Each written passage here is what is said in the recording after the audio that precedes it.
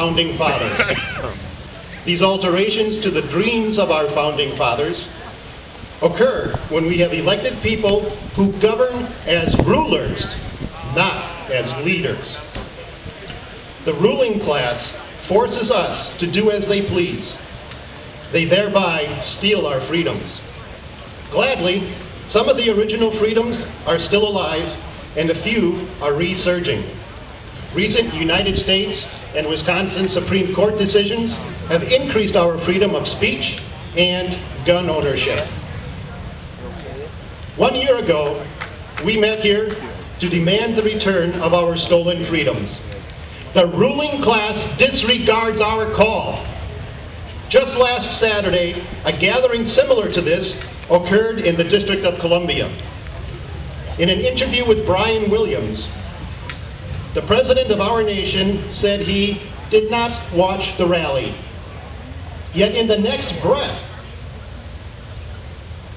he admits that we want our voices heard.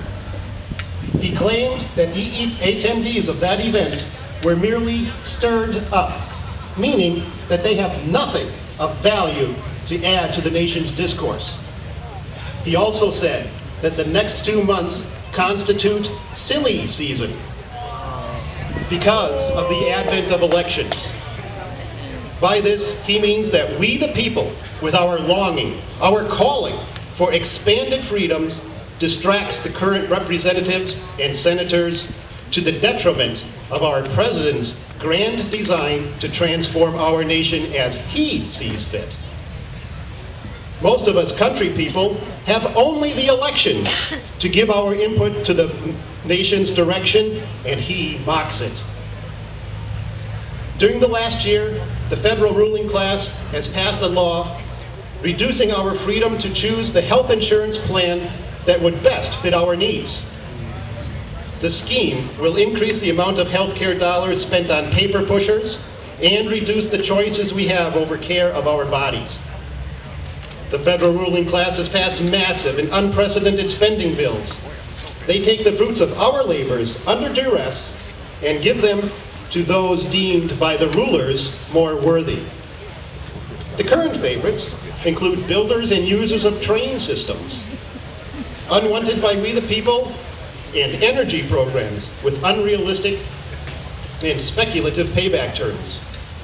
These undertakings are unworthy of funding because they are unsustainable. If they were sustainable, we the people would voluntarily support them with our everyday decision-making process by purchasing those products and services. The federal ruling class has also provided huge handouts to the banking and automotive industries. In the automotive industries, these handouts merely perpetuate the problems created by big government, big business, and big labor.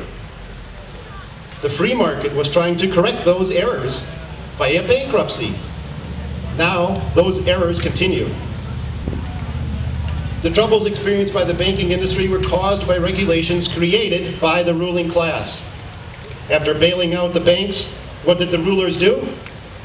They created even more complicated and intrusive regulations, making all of our lives more expensive and more difficult.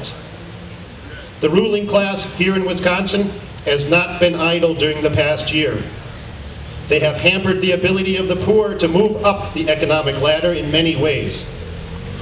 Those of us who cannot afford automobile liability insurance are going to be penalized, or quit driving, quit our jobs, and sell our cars.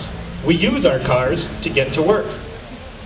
Before this interference, insurance coverage rates in Wisconsin were over 90%, and we had one of the lowest premium